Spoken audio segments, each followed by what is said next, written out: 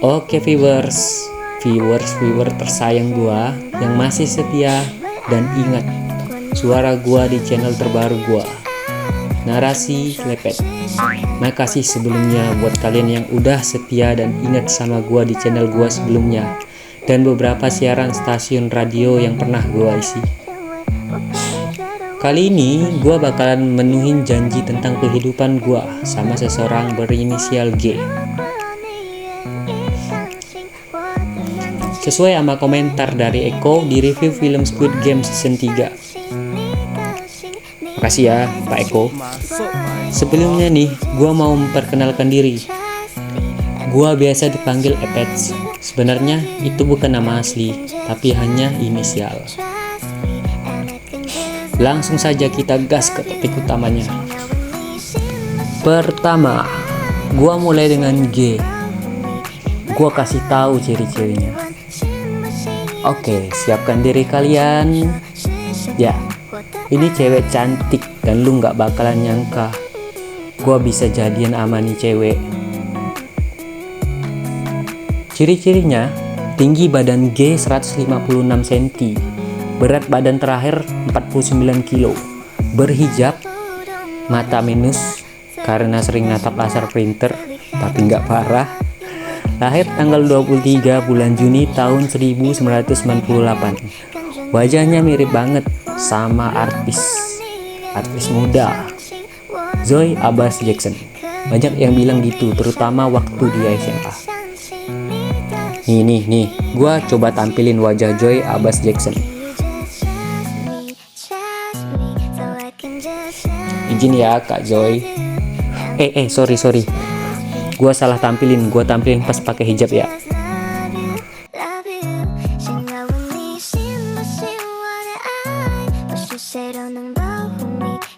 Lo semua bayangin dah, muka gua kayak komodo bisa dapet cewek secakep ini. Anjrit. Lanjut ke ciri-ciri gua ya. Tinggi badan gua 168 cm, berat badan terakhir 61 kilo, kulit gua kuning sawo. Lahir tanggal 20 bulan Juni tahun 1999. Gua perokok aktif saat ini. Plus muka gua kayak komodo yang makan bangkai. Oke, kita lanjut ya. Cerita pertemuan gua sama G terjadi di waktu gua masih kelas 2, sekolah menengah. Saat itu gua sekolah di salah satu sekolah menengah kejuruan negeri di Pulau Borneo dengan jurusan elemen logam. Bisa lo bayangin elemen logam? Di sekolah, gua awalnya dikenal sebagai salah satu anak yang berprestasi, terutama dalam pelajaran gambar teknik. Dengan prestasi gua tersebut, gua dipertahankan nih, walaupun sempat melakukan tindakan yang melanggar aturan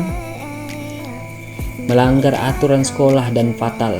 Bisa dibilang udah peringatan ketiga, kartu merah. Oke, lanjut. Kisah ini berawal saat gua nonton pertandingan futsal yang berakhir rusuh karena salah satu supporter dari sekolah gua turun ke lapangan ribut sama tim lawan dan supporter yang lain turun ke lapangan sampai ribut dan akhirnya bubar. Selesai bentrok di lapangan, kami semua keluar dari lapangan, termasuk pemain dan penonton.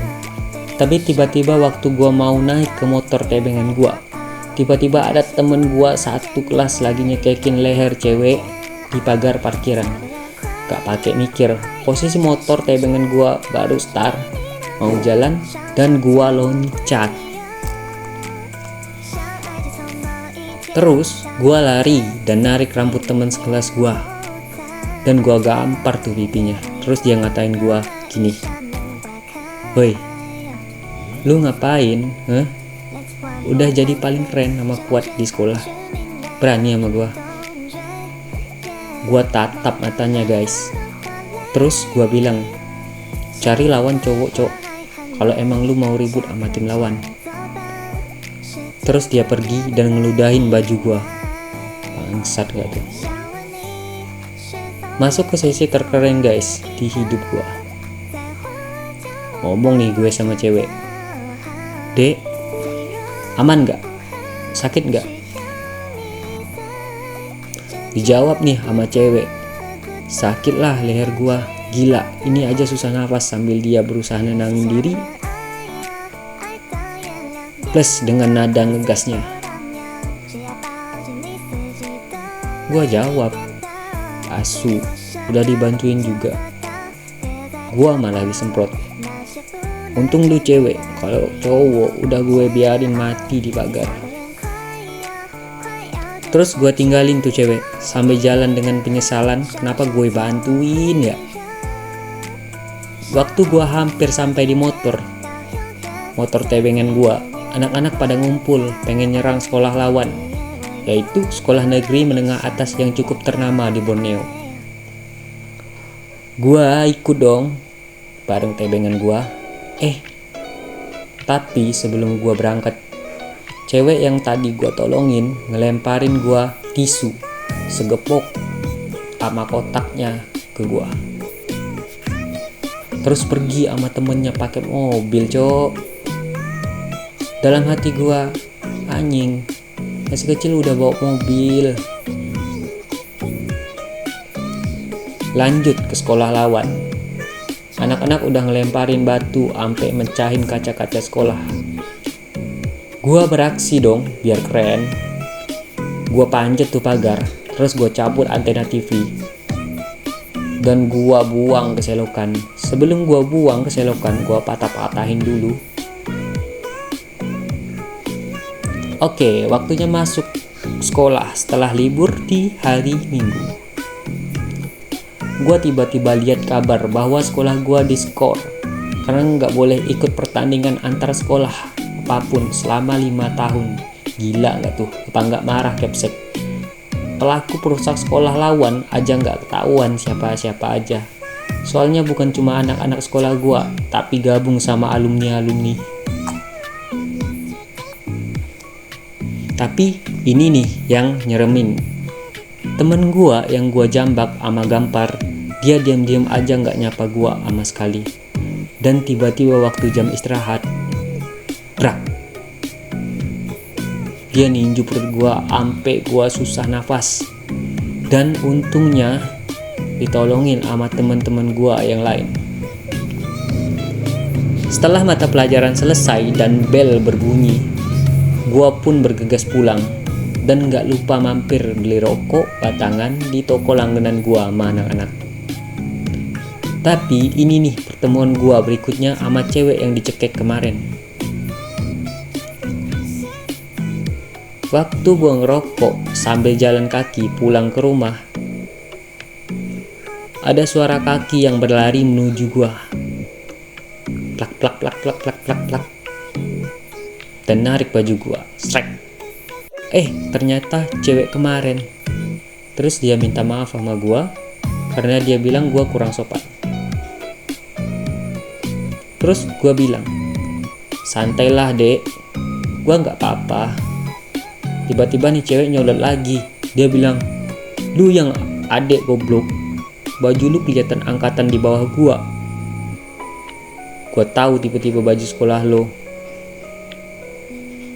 Gua nanya ke dia, "Hebat kali, siap kakak tingkat tinggi?" Si cewek ketawa dan ngajakin gue kenalan. Ternyata dia si G. Beberapa saat kemudian setelah percakapan kami di jalan, G dijemput sama cowok. Kayaknya anak pang, persingan, sampai bolong besar tuh daun telinga. Gua penasaran, kok dia mau sama cowok modelan begitu. Sampai malamnya, waktu siaran di radio, gua masih kepikiran sambil dengerin lagu band Laila dengan judul Magic. Oke, viewers, sambil kita puter ya lagunya viewers. Oke, lagu diputar.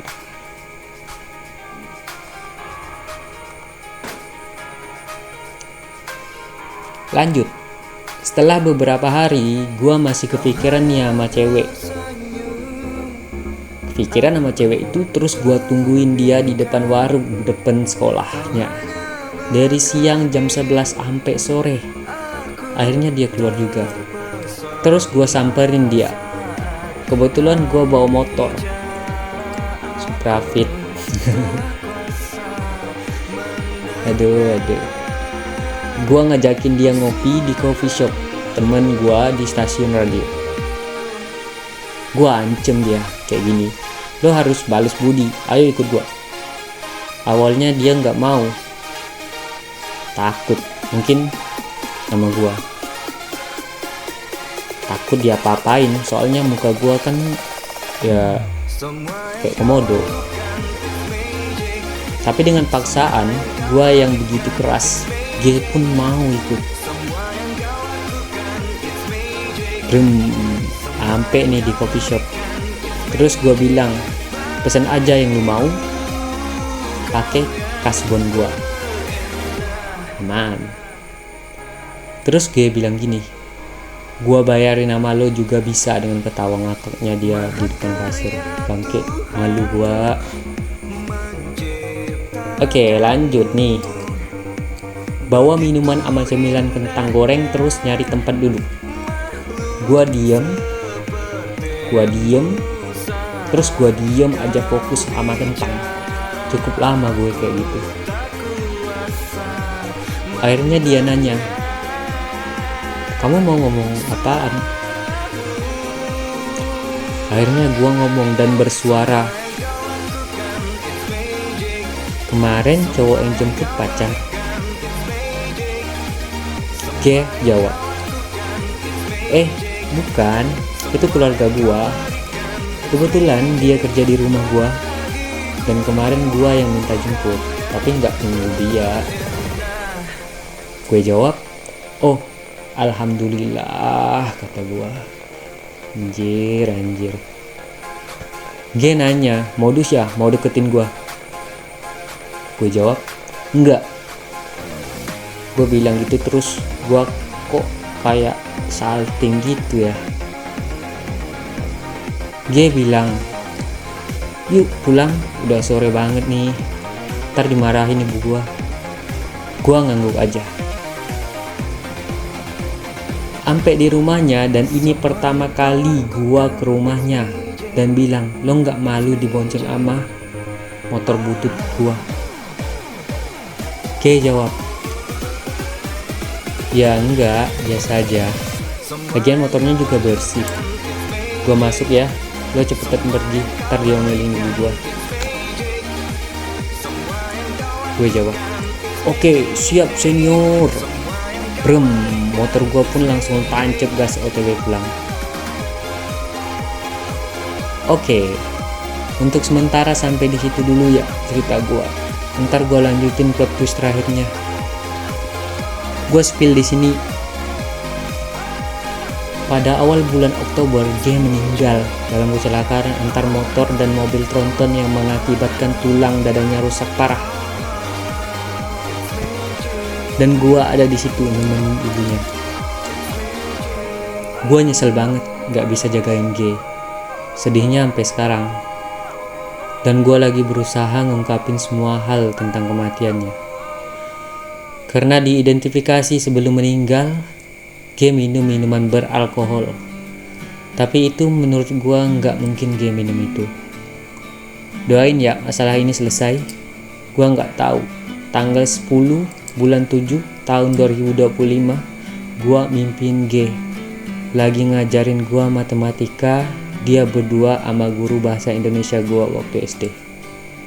Terus gua inget sama cita-cita gue yang udah lama hilang, yaitu menjadi jaksa di kantor kejaksaan khususnya buat Indonesia.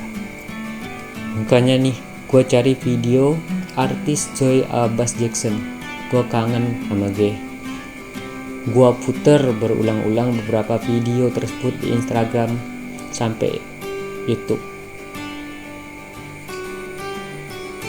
Makasih ya, jangan lupa like ya viewers, sama subscribe channel gue. Gue lagi usaha cari penghasilan di sini karena gue udah ninggalin beberapa aktivitas dan pekerjaan yang gak seharusnya gue gelutin. dan maksa gue buat kehilangan apa yang gue punya waktu itu. Bye bye, gue lanjut di postingan berikutnya ya. Makasih, love you.